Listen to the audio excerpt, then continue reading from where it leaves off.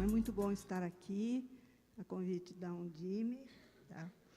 E dos organizadores, para contar para vocês um pouco daquilo que nós temos pensado, e, sobretudo, com base em pesquisas que nós temos feito com as redes, e discutir um pouquinho a questão da sala de aula, da gestão pedagógica e do papel do professor e do gestor. Eu vou descer para acompanhar.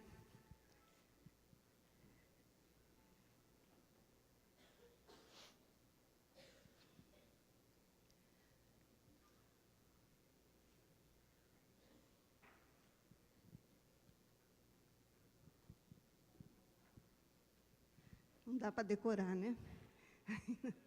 Então, para não me perder, que tem um tempo certo, a gente vai acompanhando. A grande pergunta que está sendo feita para nós, nesta mesa, é a questão de se ter um bom professor todos os dias, em todas as salas de aula, e aí o papel do gestor nesta desafio. A pergunta que nos vem de imediato é, se estamos falando em professores e estamos falando em gestores nessa questão, a primeira questão é professores para quê? E gestores para quê? Em geral, nós trabalhamos muito com um empiricismo muito barato de metas, de operacionalismos, mas nós não nos perguntamos daquilo que pode guiar, de fato, essas metas e esses operacionalismos. Então, professores para quê? Hoje, examinando toda a literatura e toda a discussão social, dos movimentos sociais, das várias associações, a resposta que tem vindo é que os professores devem atuar para desenvolver um trabalho relacional pedagógico com as novas gerações. Ou seja, vai muito além do ensinar. Ele precisa estabelecer relações que lhes permitam também educar. Ou seja, é preciso que ele possa lidar com os conhecimentos acumulados que temos na sua especialidade e que são necessários à vida em sociedade. Ou seja, esses conhecimentos têm um sentido, eles são produtos de uma civilização a partir das perguntas que essa civilização tem se feito. Então, esses conhecimentos têm significado.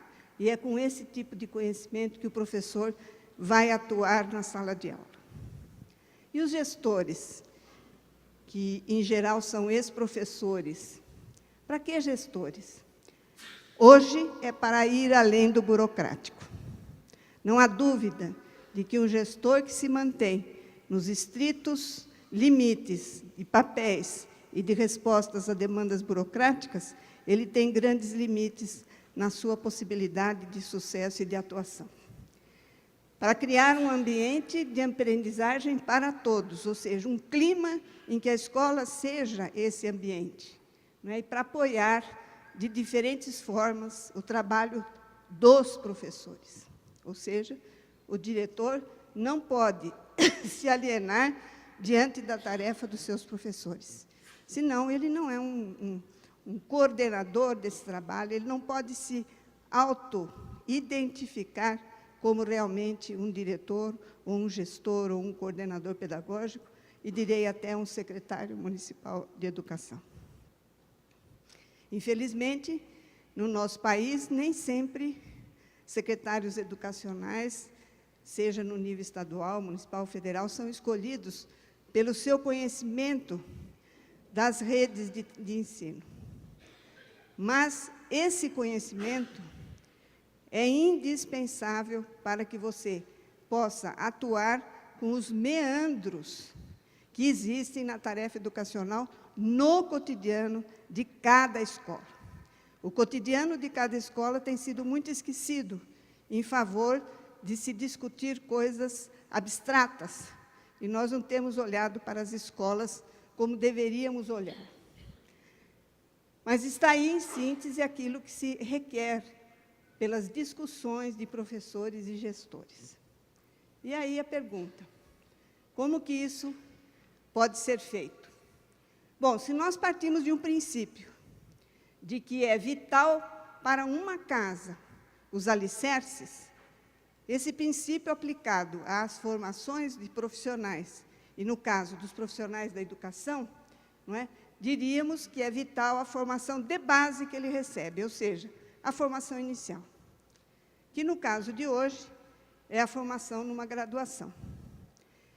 Quando você não tem uma formação inicial de base com sustentabilidade, qualquer coisa que você for fazer em cima é construir em cima de areia mole, porque falta a sustentação inicial.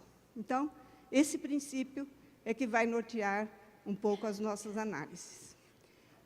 A formação inicial nas licenciaturas são o alicerce, uma base importante, tanto para a atuação do profissional como docente, como para a futura atuação como gestor, como para as formações continuadas, em serviço, pré-serviço, o que seja. Ou seja, ela é pré-requisito. E, no entanto, vamos ver um pouquinho o que as pesquisas nos mostram, como está essa formação. A referência bibliográfica está no final de todas as pesquisas, que eu fiz uma síntese aqui.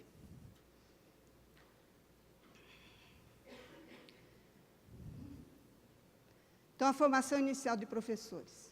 O que nós encontramos? Primeiro, projetos pedagógicos não operantes. Nós somos lindos para escrever, porque a exigência é ter o projeto pedagógico para o curso ser aprovado, você lê o projeto pedagógico dos cursos, uma pesquisa nacional que nós fizemos com nossa equipe, está lindo, oh, que beleza de curso. No entanto, quando a gente desce para a estrutura curricular, para análise das disciplinas oferecidas, das ementas e das bibliografias, nós temos currículos incongruentes e fragmentários. Ou seja, na área da educação, onde se discute que currículo tem que ter significado, objetivo, ser integrado, horizontal e verticalmente, nós encontramos uma fragmentação e uma incongruência enorme. Ou seja, há uma fragmentação entre as disciplinas, que não se relacionam entre si, a maioria não tem pré-requisito no que diz respeito à educação, e você não tem articulação entre elas. O programa é feito, provavelmente, pelo professor, isoladamente, da maneira que ele quer. Nós não temos uma orientação curricular mínima para a formação de professores. Nós temos as diretrizes curriculares nacionais de 2002, mas são diretrizes mais amplas. E as diretrizes que estão em discussão hoje no Conselho Nacional de Educação, também são amplas. Não darão base para dizer qual é a base nacional comum que nós gostaríamos de ter para formar professores. Bom, o que nós encontramos ainda? Predomínio da formação acadêmica. Então, se o curso é de matemática, muita matemática, e uma pinturinha de educação. Muita física, nem sempre, e uma pinturinha de educação. Ou seja, nós temos aquela formação, e mesmo os cursos de pedagogia, muita coisa de educação em geral e pouca coisa de prática de ensino. Ou seja, os professores que fazem as licenciaturas das matérias específicas saem sem conhecimento de didática e prática de ensino suficiente para atuar numa sala de aula. E os professores que fazem pedagogia não saem com condições de serem alfabetizadores e trabalharem com competência em pré-escola e creches. Então, nós estamos com a nossa formação inicial muito fragilizada, extremamente fragilizada, e ficamos no discurso da teoria e prática. Temos que integrar teoria e prática. Nós não sabemos integrar teoria e prática, porque nós não sabemos os fundamentos das práticas e não sabemos lidar com elas, da formação de professores. Eu estou com um pouquinho de garganta, desculpe. E os estágios?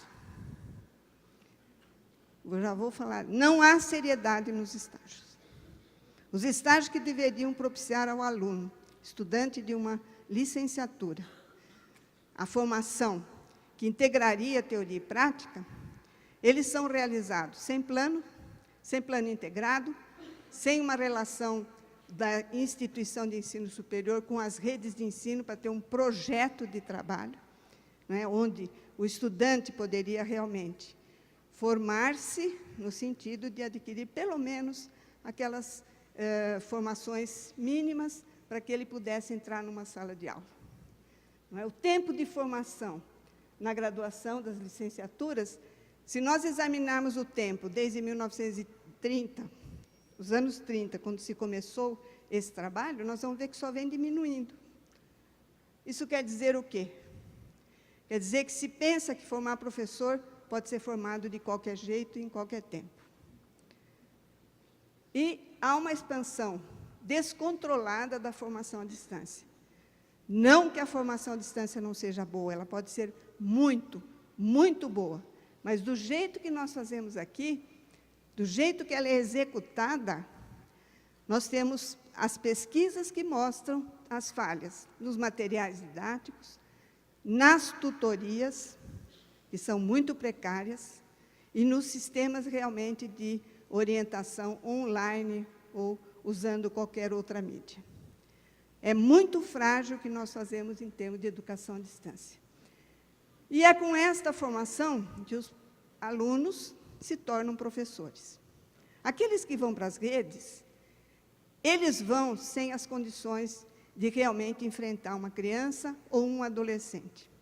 As licenciaturas específicas não têm nada sobre psicologia do desenvolvimento, eles não sabem quem vai estar na frente deles, uma criança de 10, 11, 12 anos. Eles vão só com o conhecimento disciplinar. E isto causa efeitos deletérios no nosso ensino. E não é culpa dos professores. Eles são postos nesta condição por gestões públicas, no caso mais as federais, que nunca se preocuparam com o que é formar, de fato, um professor na sua formação inicial. Nós não tivemos, em nossa história, nenhuma política clara sobre a estrutura e as exigências necessárias para se formar um professor nos inícios, de forma que ele tenha uma base para atuar. Muito discurso e muito pouca ação. E a formação sobre gestão, como é que está nessa formação básica? Está aqui um quadro sintético de todo o conjunto de disciplinas dos estudos que nós fizemos.